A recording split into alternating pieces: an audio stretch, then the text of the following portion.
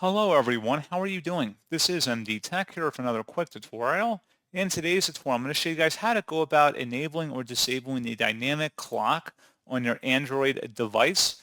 So this should hopefully be a pretty straightforward process here, guys. And without further ado, let's go ahead and jump right into it. All you have to do is just swipe up on your home screen and then select the settings button. So go ahead and select that. And then scroll down just a little bit and there should be a display and touch tile in here. Go ahead and select that. And now you want to go underneath lock display, select the lock screen button. And now you want to locate something that says dynamic clock. Clock size changes according to lock screen content. If you want to enable the dynamic clock, have it toggle to the right as you see it on my screen. Otherwise, you can disable it by clicking inside the oval one time and it should gray out here. So pretty straightforward process, guys. And as always, thank you for watching. I do hope that I was able to help you out, and I do look forward to catching you all in the next tutorial. Goodbye.